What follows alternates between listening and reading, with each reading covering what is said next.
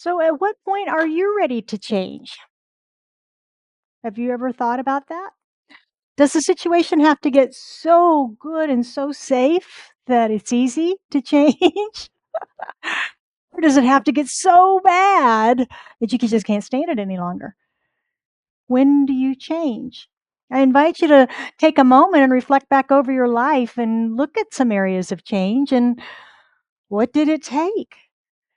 Were you pushed by pain or were you pulled by vision into changing? This answer will help to clarify for you which it is generally in your life. If it's got to be painful or if it's just got to be the big, exciting, wonderful vision that seems very safe to step into. Either way, this is what motivates us to change. And that's our theme this month, embracing change, to get more comfortable with it because it's not very comfortable, is it? Our lesson today is one thing at a time. One thing at a time. All right, where are our multitaskers? Where are our folks who can't meditate because there's too much chatter in the mind? And where are the folks who are procrastinators, perfectionists? Yeah, that should cover about everybody. Those online also. Where do you fit in there? Each of these descriptions suggests a lack of focus. Each of these suggests a lack of focus. In the science of mind, we teach that you can change your thinking and change your life, but you can't do that unless you learn to focus on those thoughts, right? We can't change something we're not aware of. So that's part of our process. Today, I have a couple of practices for us to help us more comfortably step into this. The first one is to learn to focus on one thing at a time. One thing at a time. Now, that sounds simple enough, but in practice, our minds are racing around at a million miles an hour, are they not? Mine does. And they're pinging from one thought to another and not usually even finishing that train of thinking before we're off over here and off over there. It looks like a giant spaghetti bowl, right? It's like, whoa, what is going on up there? This is why we know all those psychological descriptions: multitasker, procrastinator, and perfectionist, because it's a thing. It's received a diagnosis because that's what our minds do. One of the largest challenges, biggest challenges that I hear from people who are wanting to learn to meditate is, I can't do it. It's just my mind just won't be quiet. Yeah, that's true. That's part of it. That's part of it. And you can learn to change your mind. You can. It's possible. Science proves it's possible. You can learn to focus your thoughts and bring your mind to a place of no thought. No thought. No thought is a Buddhist practice it doesn't mean that our minds stop producing thoughts. It means that we're free from clinging and attachment to those thoughts. That's the difference. We can't stop our thoughts completely.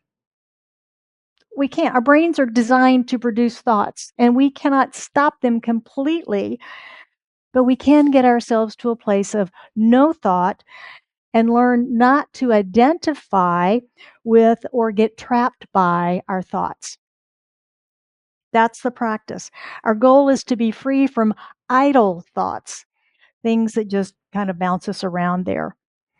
And this is how we practice meditation. And it is a practice, right? Most of us can't just sit down day one and boom, you're meditating. It takes practice and training. We're tuning out the world of effects. That's why we recommend closing your eyes, tuning out all of the visual distractions that there are, tuning out the constant contact, silence your phones, right? Take them out of the room even. and allow those thoughts to simply pass through, pass by, without attaching ourselves to them or clinging to them in any way. It's about one thing at a time. Has anybody ever used that thing called Google search? You put something in there and it takes you to a page that's got about 1 million responses, and you pick one and you go to that, and in that there's 6 or 7 more, and then there's 7 or 8 more, and then the next thing you know, you're all over the place pinging around looking at all these different things that you've discovered in the search engine. Maybe you've opened your phone or your laptop to look up something specific and something catches your eye. It's a story, it's a headline, it says something on sale. I need to look at that. And boom, 10 minutes later, we've been scrolling through and go, why did I open my phone in the first place? Why am I here? Anybody else? Am I the only one that does this? This happens. It's crazy. But that's what's happening in our minds in meditation when we're trying to focus and be no thoughts. We're pinging around like the Google search engine. We're pinging around. So you sit down and you are going to meditate. Close your eyes. You begin to slow your breathing. You feel your body beginning to relax. And here they come. All the thoughts, thinking about the past, what he said, she said, what happened, the disappointment, the anger, the frustration, that thing. Or maybe you're more in the future and it's either predicting or worrying about the future and what's going to happen, what they're going to say, what they're going to do, what's going to happen with that action and that activity. And oh, ain't it awful? And oh, I just forgot I didn't do that. And oh, what about the money? Oh gosh, I got a pain in my back. I wonder what's causing that. I need to call the doctor maybe. Hanging around like a pinball, right? Have we all had that experience? Yeah, of course we have, because that's what our minds do. That's what our minds do. So how do we stop it? How do we stop it? We don't, right? We don't stop it. The mind does what the mind does, which it generates thoughts. We want to learn how to not get attached to those thoughts. We want to learn how to not allow them to distract us down that rabbit hole of exploration, right? Because what happens is all of a sudden we go, "Ooh, I'm supposed to be meditating." Oh, breath. Okay, I'm back. Where was I? What was I thinking about? Was it important? Meditation is about learning to control our minds and stay focused on the one thing. Meditation, the one thing. When thoughts come, I normally say something like, move on. It's not your turn. It's not your time. It's my time. This is God's time. It's time to be still. It's time to reflect. And I move back to center. I move back to breath until the next one comes and it's stop. It's not your turn. Be still and back to the breath. Catching it is the key. Catching it is the key. In meditation, we are truly the observer of what's happening. And that observer is what keeps pulling us back into our center and into our breath. Now, it's whatever practice works for you that allows you not to get attached to those thoughts, to follow them around, and to simply be present now. One teacher says to consider thoughts like the dust in a sunbeam. You know, we've all seen that. And it's like you're in the void where there's no place for those thoughts to land. And so your breath just gently blows them away, just gently blows them away. So again, whatever it is, if it's the leaf on the river, if it is the log or whatever, there's a million different ways to think about those thoughts passing through and not getting attached to them. Now, this is important because meditation is a key practice for us in gaining control of our thoughts so that we can change them if we want to, so that we can change our lives if we want to. Meditation is well known in science that it is beneficial to us. There are a lot of benefits. Meditation boosts our immune system. It lowers our blood pressure. It improves our sleep. It reduces anxiety, and it leads to better heart health. There's nothing wrong with any of that, right? That's all good stuff. And that's scientifically proven. Tons of physical benefits to meditation, to manifestation, to meditation. Spiritually, it's where we get to know God. It's where we get to build a relationship with the divine, where we understand what it is, where we get to hear that still small voice, and where we begin to recognize the voice of our own intuition over the fear, over the ego, over the inner critic. And the good news is that once you begin to recognize the difference in those, it's not only in meditation where that occurs then. You begin to recognize it as you're driving, as you're sitting in a meeting, and you can tell whether it's the voice of fear coming up or whether it's the voice of your intuition speaking. Meditation is where we get to know who we are. Who we are. Now, as I said, there's many, many methods and practices of meditation, but the key is to find the one that works for you. Find one that works for you and stick with it long enough for you to get the hang of it.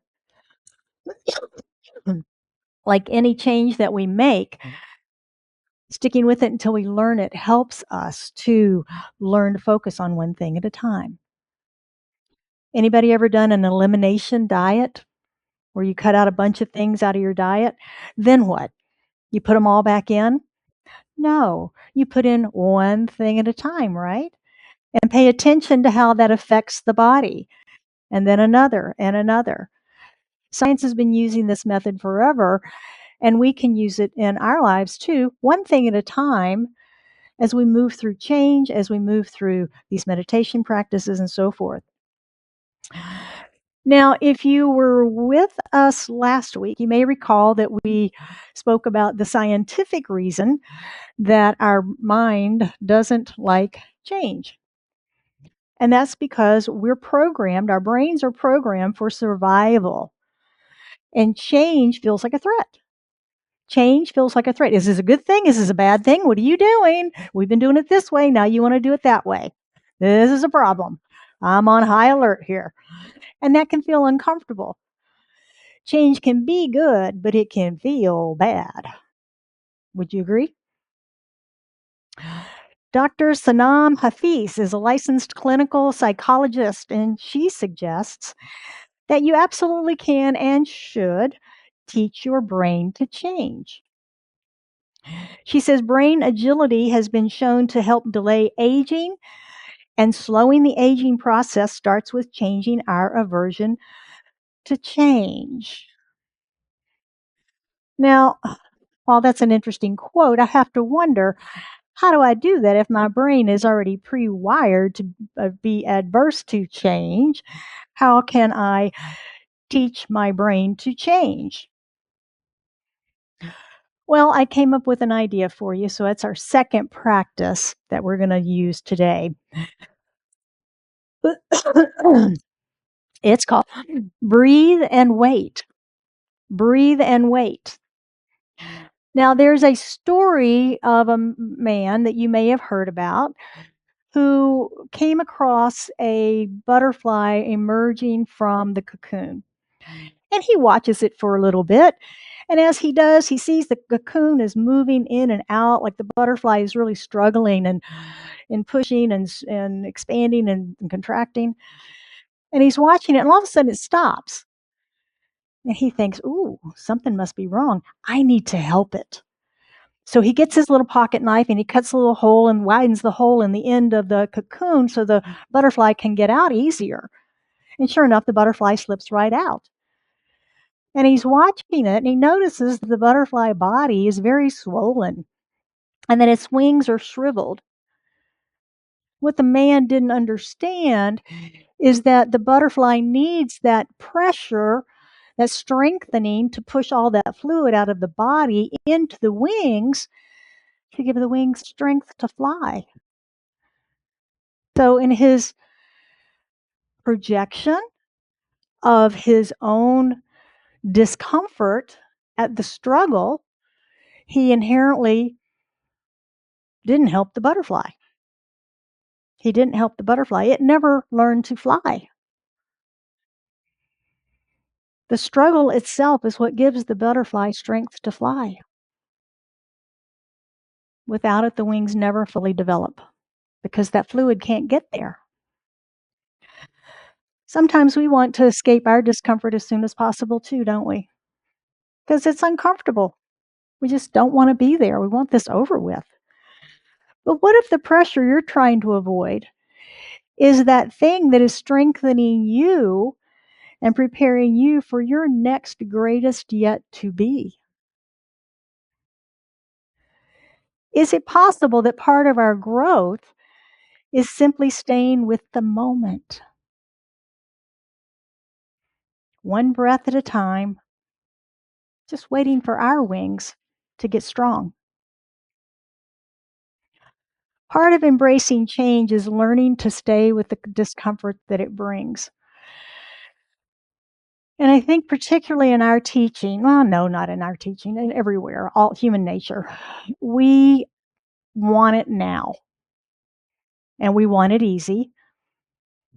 And we don't want the struggle. We don't want the stress, the strain, with the discomfort. But sometimes that's the key. That's the key. It's also why we resist change. Spiritual transformation requires a new kind of strength. It requires the ability to stay present with life, even when it feels uncomfortable. The breathe and wait practice requires us to be still and to have faith. It requires us to trust that there is more unfolding than we're aware of. Do you believe that? Way more unfolding than we're aware of. We have to have faith that our wings aren't quite strong enough yet. As I've grown in spiritual awareness, I recognize when it's time to wait rather than to act. I'm not avoiding change at that point. I'm simply waiting for a clearer vision or more information to show up as far as what needs to change and perhaps even which direction to start. I've learned to trust the process rather than to fear it. I've learned patience rather than hurry. In ministerial school, they constantly reminded us that, yes, your feet are firmly planted in midair, meaning that we were to trust the process that we were in because it was a process of transforming us into ministers. It was a time to tap into faith and to feel safe in the unknown because our faith is what does that for us. Because frankly, our entire future is unknown.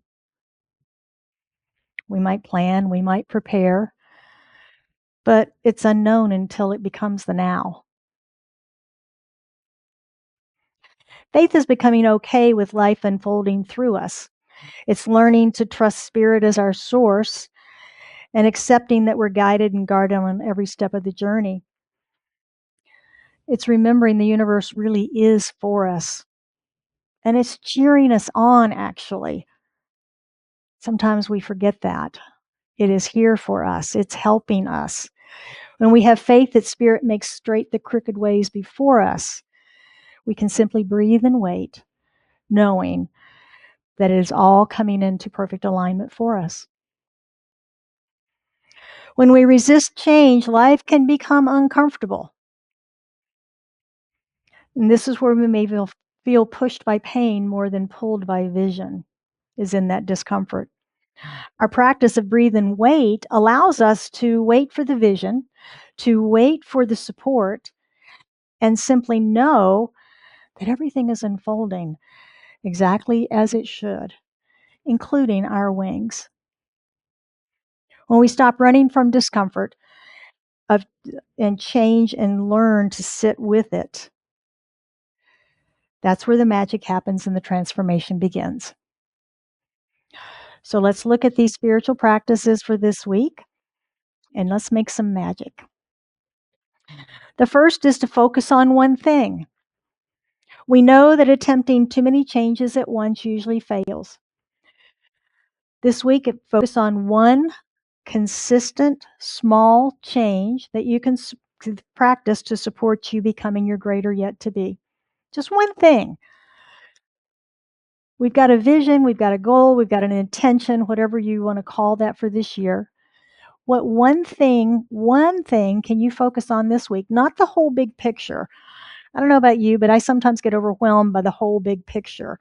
If I can pick one small thing, focus on that, and just really work on that, that becomes much more motivating to me to have that success to build on for the next, builds momentum. So pick your one thing. And then number 2 is breathe and wait. Whenever you feel fear creeping in or that uncomfortable feeling of not knowing what's next, maybe it's time to take a breath and wait. Take a breath and wait. Check in with your faith. Is your faith in spirit or is it someplace else, like fear, limitation, or the world of effects?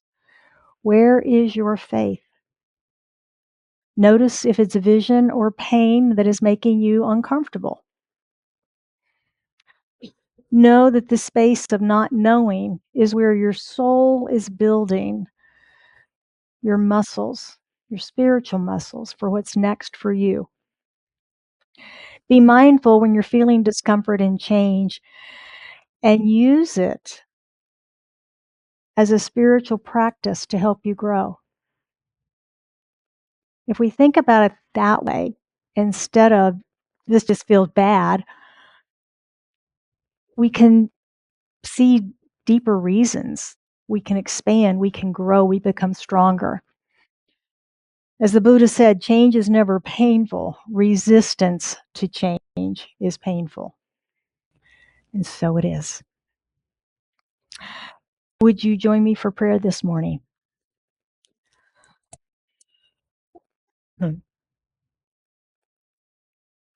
As we go within,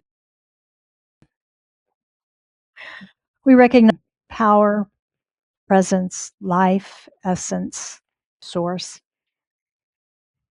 We call it God, we call it universal energy, we call it the divine, we call it spirit, essence, presence. So many names that we try to label this unlabelable thing that is just infinite love. It's unconditioned love, pressed down to overflowing. And it is an intelligence beyond anything we can imagine. It has created all that is, all that we know and all that is unknown, all that is yet to be revealed. And all of this power, this presence is right here now, in through and as me and as you and as each and every one of us, as individualized and unique, localized expressions of it, not separate, part of it, created from it, manifested of it. We are truly one. And it's not just those of us in this room, it's everybody on this planet. One. From one creative, intelligent whole. And even though we like to think of ourselves as separate, and we have a whole lot of opinions, when it comes right down to it, we're one. We're all human beings having that spiritual experience. And so I speak my word this day for and about each of us, knowing that as we continue this journey of changing our lives, of accepting and stepping into the discomfort and being present with that we remember we are sourced of this divine, that the universe is for us, it's got our back, and we can simply breathe and wait for it all to come into perfect right alignment. There may be lots that needs to happen to make that happen for us. And so we breathe and we wait patiently on the divine intuition, the guidance, the serendipitous occasions, all of that shows up and comes forward when we are present and waiting for its arrival. I speak my word this day on all faith traditions, knowing that all are blessed, that there are many ways to the divine, but only one source, one presence. And I speak a special word today on all of our men and women serving in the military, not only in our country, but in all countries, knowing that each has a service-minded heart and that each is doing what they are called to do. And we pray for peace today, peace in the hearts of all, and that there is compassion, and that there is a return to joy and laughter and spontaneity and creativity and wholeness. And that we see that light of love shining forth on all. And I invite us today to take that love that we feel in our hearts and allow that to imagine that just going out and around our planet and circling our globe and just blanketing our earth with our love. For we know all of this work is done in consciousness, and that in this oneness and in this moment, our love touches every heart on the planet.